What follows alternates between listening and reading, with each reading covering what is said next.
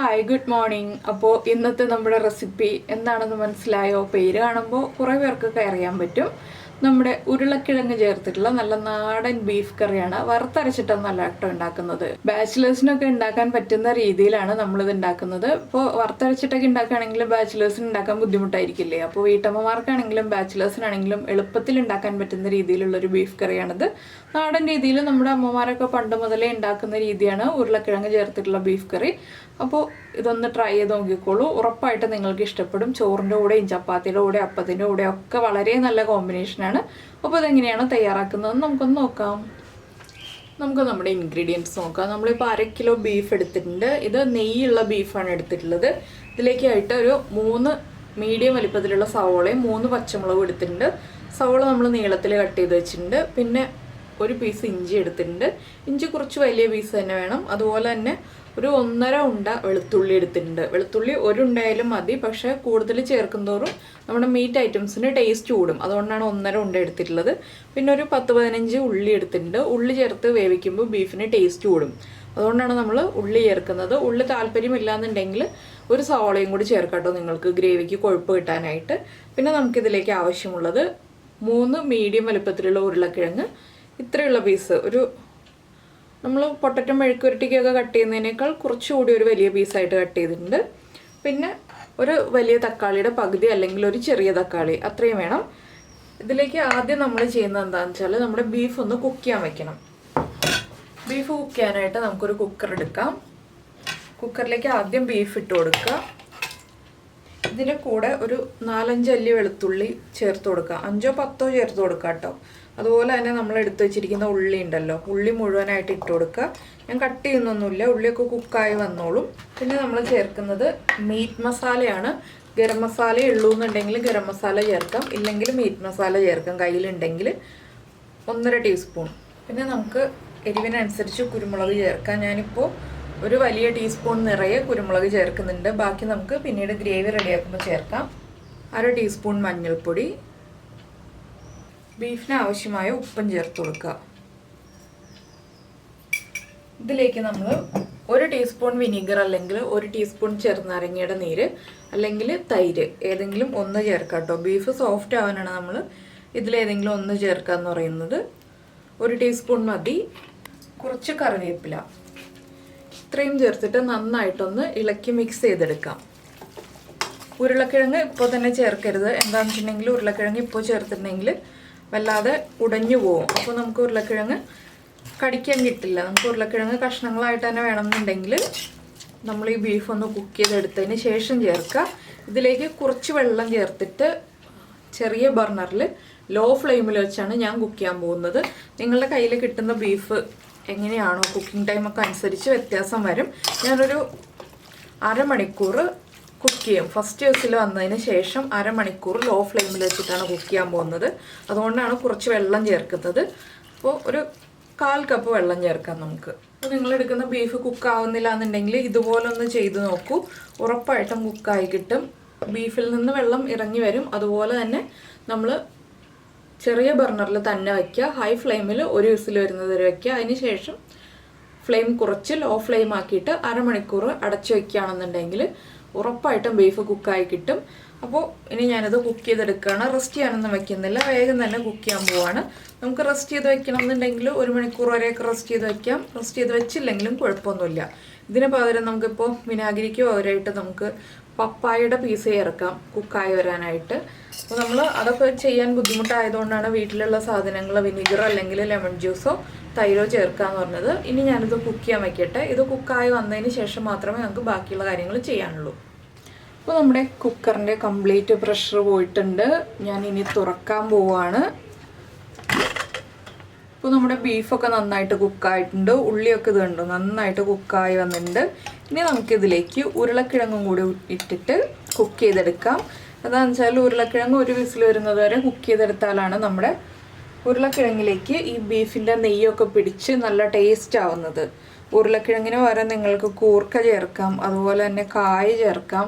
കായൊക്കെ ആകുമ്പോൾ 1 വിസിൽ വരുന്നത് വരെ ഒന്നും കുക്ക് ചെയ്യണ്ട കേട്ടോ. കായൊക്കെ ആകുമ്പോൾ കുക്കിംഗ് ടൈം കുറവാണ്. ഉരുളക്കിഴങ്ങിന് കുറച്ച് കുക്കിംഗ് ടൈം ഉള്ളതുകൊണ്ടാണ് നമ്മൾ 1 വിസിൽ വരുന്നത് വരെ കുക്ക് ചെയ്തെടുക്കുന്നത്. ഒന്ന് നന്നായിട്ട് ഇളക്കി മിക്സ് ചെയ്യുക.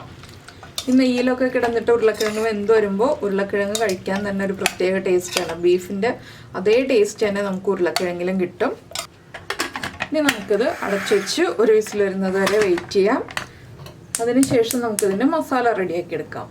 അപ്പോൾ നമ്മൾ കുക്കർ മാറ്റി വെച്ചിട്ട് ഒരു ചട്ടി വെച്ചിട്ടുണ്ട് മസാല റെഡിയാക്കാനായിട്ട്. ഇതിലേക്ക് നമുക്ക് വെളിച്ചെണ്ണ ചേർക്കാം. വെളിച്ചെണ്ണയിൽ തന്നെ ഈ റെസിപ്പി ചെയ്യണം, അപ്പോഴേ നമ്മുടെ നാടൻ ടേസ്റ്റ് കിട്ടുള്ളൂ. ഒരു 3 ടേബിൾ സ്പൂൺ വെളിച്ചെണ്ണ ഒഴിക്കാം. ഇതിലേക്ക് നമുക്ക് ചതച്ച് വെച്ചിരിക്കുന്ന ഇഞ്ചിയും വെളുത്തുള്ളിയും ആദ്യം ചേർക്കാം. ഇഞ്ചിയും വെളുത്തുള്ളിയും നന്നായിട്ട് ചതച്ചിട്ടില്ല, ഫൈനായിട്ട് മിക്സിയിലിട്ട് ചതച്ചെടുക്കരുത്. ഇതുപോലെ ഒന്ന് ചതച്ചെടുക്കാനേ പാടുള്ളൂ. ഇതൊന്ന് കുക്കായി തുടങ്ങുമ്പോൾ നമുക്ക് ബാക്കിയുള്ള കാര്യങ്ങൾ ചേർക്കാം. അപ്പോൾ ഇതിൻ്റെ കൂടെ നമുക്ക് പച്ചമുളക് വേണമെന്നുണ്ടെങ്കിൽ ചതച്ചെടുക്കാം കേട്ടോ. ഞാൻ പച്ചമുളക് ഒന്ന് സ്പ്ലിറ്റ് ചെയ്തിട്ട് കൊടുക്കുന്നേ ഉള്ളൂ, ചതയ്ക്കുന്നില്ല. വെളുത്തുള്ളിയൊക്കെ ആണെങ്കിലും കണ്ടോ നന്നായിട്ട് അങ്ങോട്ട് ചതഞ്ഞു പോയിട്ടില്ല, ഇതുപോലെ മതി. ഇനി നമുക്കിതിലേക്ക് പച്ചമുളക് ഒന്ന് സ്പ്ലിറ്റ് ചെയ്തതും സവോളയും ചേർക്കാം. പച്ചമുളക് നമ്മൾ ഒരുപാട് എരിവുള്ള പച്ചമുളകാണെങ്കിൽ 1 or 2 ചേർത്താൽ മതി കേട്ടോ. ഒരുപാട് പച്ചമുളക് ചേർക്കേണ്ട. ഇതൊന്ന് നമുക്ക് കുറുകയും കൂടി കട്ട് ചെയ്തിട്ട് ഇട്ട് കൊടുക്കാം. വലിയ പച്ചമുളക് ആയതുകൊണ്ടാണ് ഞാൻ ഇതുപോലെ ചേർക്കുന്നത്. എന്താണെന്ന് വെച്ചാൽ നമുക്ക് ബീഫിന് മെയിനായിട്ട് വേണ്ടത് കുരുമുളകിൻ്റെ എരിവാണല്ലോ, അതുകൊണ്ടാണ് പച്ചമുളക് കുറച്ച് മതി എന്ന് പറയുന്നത്. ഇനി നമുക്കിതിലേക്ക് സവോള ചേർക്കാം. നമുക്ക് എത്ര ഗ്രേവി വേണം എന്നുള്ളതനുസരിച്ച് സവോള ചേർക്കാം കേട്ടോ. ഇനി ഇതിലേക്ക് കുറച്ച് ഉപ്പും കൂടി ചേർക്കാം, നമ്മുടെ മസാലയ്ക്ക് ആവശ്യമായിട്ടുള്ള ഉപ്പ്. പിന്നീട് നമുക്ക് നോക്കിയിട്ട് ആവശ്യമാണെങ്കിൽ ചേർത്ത് കൊടുക്കാം. ഇനി ഈ സവോള ഒന്ന് കുക്കായി വരുന്നത് വരെ നമ്മൾ നന്നായിട്ടൊന്ന് ഇളക്കി കൊടുക്കുക. സവോളയുടെ കളറൊക്കെ ഒന്ന് മാറി തുടങ്ങണം, അതുവരെ ഇളക്കി കൊടുക്കുക. അപ്പോൾ നമ്മുടെ സവോളയൊക്കെ നന്നായിട്ട് കുക്കായി വന്നിട്ടുണ്ട്. നമുക്കിനി ഇതിലേക്ക് പൊടികൾ ചേർത്ത് തുടങ്ങാം. ഫ്ലെയിം കുറച്ച് വെച്ചിട്ട് പൊടികൾ ചേർക്കാം. 1.5 ടീസ്പൂൺ മല്ലിപ്പൊടി. മല്ലിപ്പൊടി ചേർക്കുന്ന അനുസരിച്ചായിരിക്കും നമ്മുടെ ഗ്രേവിക്ക് കൊഴുപ്പുണ്ടാവുന്നത്. 1/2 ടീസ്പൂൺ മഞ്ഞൾപ്പൊടി. കളറിനായിട്ട് 1/2 ടീസ്പൂൺ കാശ്മീരി ചില്ലി പൗഡർ. പിന്നെ ഒരു 1/2 ടീസ്പൂൺ മീറ്റ് മസാല. 1/2 ടീസ്പൂൺ മുതൽ 1 ടീസ്പൂൺ വരെ ചേർക്കാം. മീറ്റ് മസാല ഇല്ലെങ്കിൽ ഞാൻ നേരത്തെ പറഞ്ഞ പോലെ ഗരം മസാല തന്നെ ചേർക്കാം. ഇതിലേക്ക് നമുക്ക് കറിവേപ്പിലയും അതുപോലെ തന്നെ തക്കാളിയും ചേർക്കണം. അപ്പോൾ ഈ പൊടികളൊന്ന് കുക്കായി വരുമ്പോൾ തക്കാളി ചേർത്ത് കൊടുക്കാം. എണ്ണ കുറവാണെന്നുണ്ടെങ്കിൽ എണ്ണ ഒഴിച്ചു കൊടുക്കണം കേട്ടോ, അപ്പോഴേ പൊടികൾ കറക്റ്റായിട്ട് കുക്കായി വരുള്ളൂ. ഞാനിപ്പോൾ എണ്ണ ഒഴിച്ചു കൊടുക്കുന്നില്ല, എണ്ണ ആവശ്യത്തിനുണ്ട്. നിങ്ങൾ ചെയ്ത് വരുമ്പോൾ എണ്ണ കുറവാണെന്നുണ്ടെങ്കിൽ എണ്ണ ഒഴിച്ചു കൊടുക്കണം. നന്നായിട്ടൊന്ന് പൊടികൾ കുക്കായി വരട്ടെ, അതുവരെ നമുക്ക് വെയിറ്റ് ചെയ്യാം. ഒരു 2 മിനിറ്റ് ഒന്ന് ഇതുപോലെ ഇളക്കി കൊടുക്കുക, അപ്പോൾ പൊടികൾ കുക്കായി വരുള്ളൂ. അപ്പോൾ നമ്മുടെ പൊടികൾ നന്നായിട്ട് കുക്കായിട്ടുണ്ട്. നമുക്കിതിലേക്ക് നമ്മളെടുത്ത് വെച്ചിരുന്ന പകുതി തക്കാളി ചേർക്കാം. ഈ തക്കാളി ഒന്ന് നന്നായിട്ട് കുക്കായി വരാനായിട്ട് നമുക്കിതൊന്ന് അടച്ചു വയ്ക്കാം. അടച്ചു വെച്ച് കഴിയുമ്പോൾ തക്കാളി നന്നായിട്ട് കുക്കായി വരും. അതുപോലെ തന്നെ കുറച്ച് ചൂടുവെള്ളം റെഡിയാക്കി വയ്ക്കണം. നമ്മൾ ഗ്രേവി ഉള്ള ടൈപ്പ് കറി ചെയ്യുന്നതുകൊണ്ട് ചൂടുവെള്ളം ചേർത്തിട്ട് തന്നെ കറി ഉണ്ടാക്കുക. അപ്പോൾ ഞാനിതൊന്ന് അടച്ചു വയ്ക്കട്ടെ. എല്ലാം ഒരുമിച്ചാക്കിയിട്ട് നമുക്ക് അടച്ചു വയ്ക്കാം. അപ്പോൾ നമ്മുടെ തക്കാളി ചേർത്തിട്ട് ഒരു 4 മിനിറ്റായി. ഞാൻ 1-2 പ്രാവശ്യം ഇളക്കി കൊടുത്തിരുന്നു. തക്കാളിയൊക്കെ കുക്കായി വന്നിട്ടുണ്ട്. നമുക്കൊന്ന് ഉടച്ചു കൊടുക്കാം കുക്കാവാതെ ഉണ്ടെങ്കിൽ. പിന്നെ നമ്മുടെ കറിയിൽ കിടന്നിട്ട് ഉടഞ്ഞു വന്നോളൂ കേട്ടോ. ഈ സമയത്ത് നമുക്ക് ഇതിലേക്ക് ഒന്ന് കുക്ക് ചെയ്തെടുക്കണം എന്നുണ്ടെങ്കിൽ നമ്മൾ ബീഫ് വേവിച്ച വെള്ളം ഉണ്ടല്ലോ, അത് കുറച്ച് ചേർത്തിട്ടൊന്ന് കുക്ക് ചെയ്ത് ഉടച്ചെടുക്കാം. ഞാനിപ്പോൾ ഇനി ബീഫ് വേവിച്ചത് തന്നെ ഇതിലേക്ക് ചേർക്കണം, വെള്ളം ചേർക്കുന്നില്ല. മുഴുവനായിട്ട് നമുക്കിതിലേക്ക് ചേർത്ത് കൊടുക്കാം. പിന്നെ നമുക്ക് കുക്കറിലേക്ക് കുറച്ച് തിളപ്പിച്ച വെള്ളവും കൂടി ചേർത്തിട്ട് അതും കൂടി ഒഴിച്ചു കൊടുക്കാം. നമുക്ക് എത്രത്തോളം ഗ്രേവി വേണം എന്നുള്ളതനുസരിച്ച് നമ്മൾ വെള്ളം ഒഴിച്ചു കൊടുക്കണം.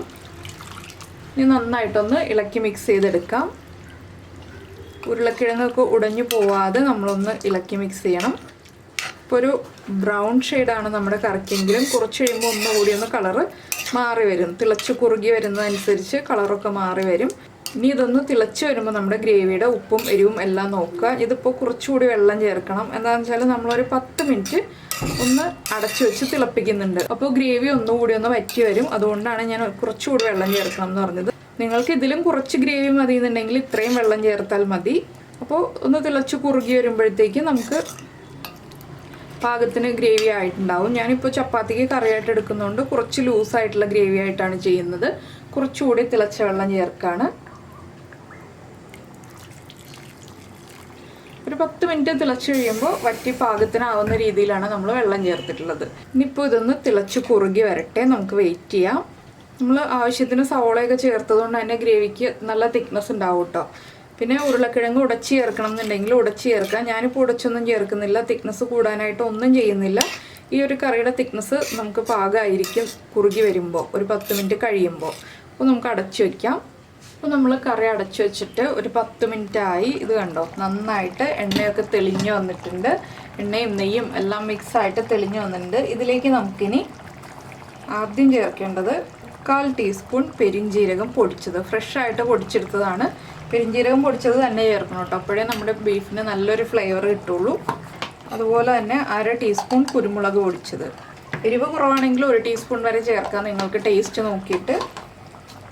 ഇനി നന്നായിട്ടൊന്ന് ഇളക്കി മിക്സ് ചെയ്യുക. ഞാൻ കുറച്ച് ഗ്രേവിയുള്ള കറിയാണെന്ന് പറഞ്ഞല്ലോ.